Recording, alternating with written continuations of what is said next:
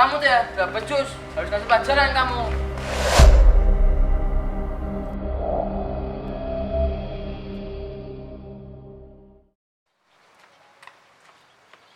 Kamu di rumah ngapain? Pergi terus, masak juga gak pernah. Ngurusin apa? Kamu cari apaan sih? Kodratnya di rumah masak, tapi kok gak bisa masak. Kamu masak apaan di rumah? Bapak ini apa-apaan sih? Gak usah ketan campur ya, pakai otakmu. Saya nggak takut. Oh, nantangin. Bapak yang harusnya pakai otaknya Bapak. Saya bisa aja laporin Bapak dengan pasal perlindungan wanita. Asal kamu tahu ya, gak ada peduli dengan omonganmu. Bapak lupa, di sini banyak CCTV 24 jam. Saya bisa kasih barang bukti dari CCTV tersebut. Pergi sekarang atau Bapak saya laporkan ke security. Ah!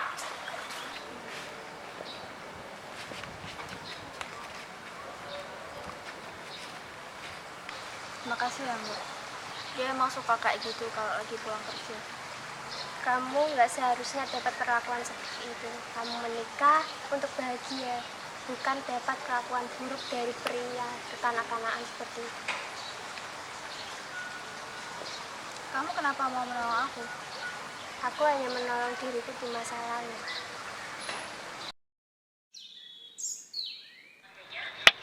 Ia memutuskan untuk meluncurkan sebuah novel mengenai dirinya sendiri. Bagaimana tidak?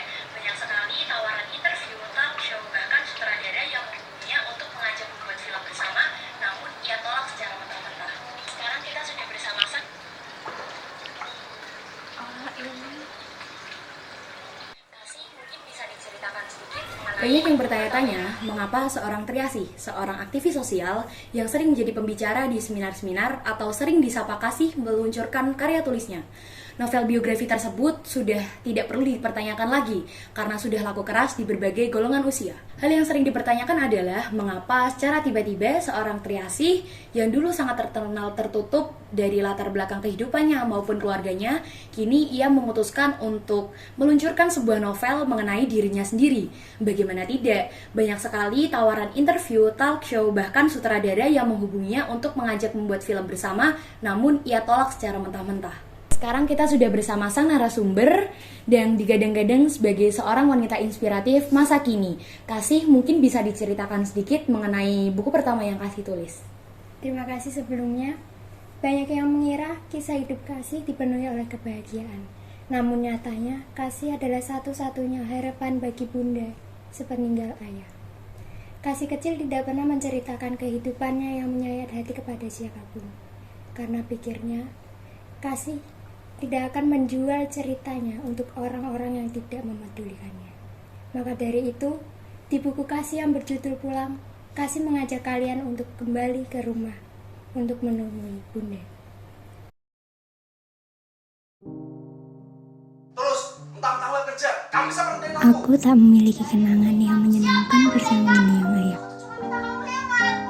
Apa ya? Aku ngelakuin juga buat keluarga. Karena di mataku, ayah tak jauh dari kata monster menyeramkan yang hanya bisa membuat bunda menangis setiap malam hingga fajar kembali menyapa. Sekarang aja kamu bilang di rumah orang tua kamu orang siapa lah itu? Oke, kalau memang itu mau kamu, aku yang akan merawat Kasih sendiri. Ya, pergi sekarang. Pergi. Betul kamu lagi.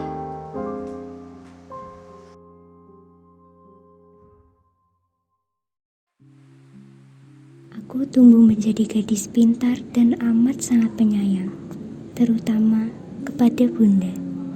Sampai aku pernah berkata, aku tak ingin menikah supaya dapat terus menjaga bundaku, karena bunda adalah satu-satunya hal yang paling berharga bagiku. Hingga ketika aku mulai memasuki bangku SMA, aku mendapat banyak perundungan dan makian karena aku hidup pas-pasan dengan bunda yang kini menyandang status sebagai orang tua tunggal. Emang mampu jadi kawan bos? Pasar Jower kan? Pasar Jower. Kan bos. Emang bapak lo punya duit? Emang punya bapak? Sekarang kamu ngapain sih pakai kaki di kelas? Kamu sakit? Iya.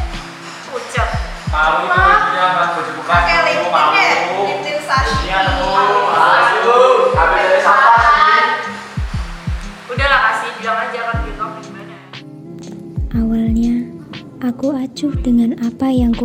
di sekolah. Tentu dengan bunda yang selalu meyakinkanku. Namun, siapa sangka perasaan acuh yang terus dibendung pecah dan berubah menjadi rasa amarah kepada bunda.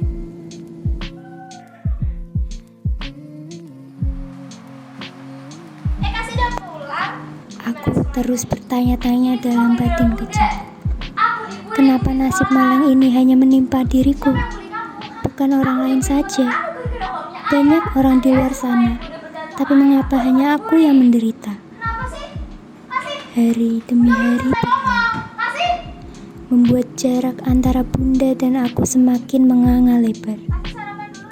Sepulang sekolah, aku selalu menangis sendirian di rumah, sedangkan bunda sibuk mengais rezeki hingga larut malam untuk menghidupi sang buah hati. Tanpa aku sadari, bunda memahami keadaanku di sekolah baru, sehingga pekerjaan apapun ia kerjakan supaya ia dapat memenuhi benda-benda yang ingin dibeli olehku, pikirnya. Bunda terus-menerus bekerja tanpa henti, dari sebelum fajar menyingsing hingga cahaya matahari kembali lenyap di tengah gelap. Aku tak mengetahuinya. Yang aku pedulikan, bagaimana caranya supaya teman baruku mau menerima aku, supaya dapat berteman dengan mereka. Assalamualaikum, Bunda. Bunda. Hingga hari itu pun tiba. Bunda. Bunda. Hari di mana aku mendapati bunda tergeletak tak sadarkan diri di dalam rumah.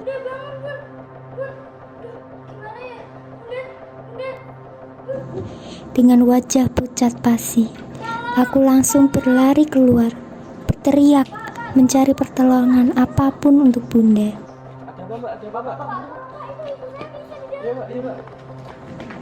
Untungnya, terdapat seorang dokter yang tinggal tak jauh dari tempat tinggalku, dibawa ke rumah oleh salah satu tetangga.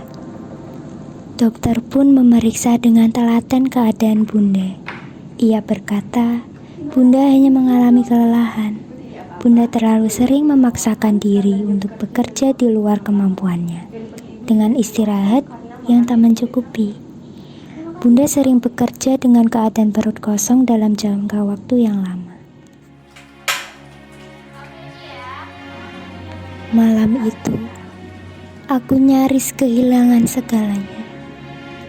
Nyaris tersisa kesendirian dalam keheningan.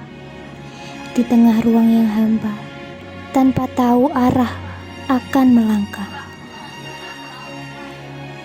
Tak ada yang lebih aku harapkan selain bunda kembali sadar. Serapah dan makian kulontarkan kepada diriku sendiri. Jika Tuhan saat itu tak mendengar tangisku, aku tak tahu bagaimana nasibku ke depan. Jadi, bukan melarang kalian untuk menjadikanku seorang panutan, namun lebih banyak wanita inspiratif di luar sana seperti Najwa Shihab, Maudy Ayunda, dan Sri Mulyani. Namun bagiku sendiri, sosok inspiratif yang selalu ada di sekitarku adalah bunda. Bunda, seorang yang berperan sebagai tulang punggung keluarga, yang bekerja tanpa kenal lelah, menjadi guru saat aku mengerjakan PR, menjadi juru masak yang masakannya tidak pernah gagal, menjadi dokter yang siap sedia 24 jam, dan menjadi sahabat untuk mendengar semua keluh kesahku. Terima kasih bunda, seperti nama yang diberikan bunda, Triasi, yang berarti harapan. Kasih akan menggapai gemerlap cahaya untuk bunda. Kartini bagi kasih.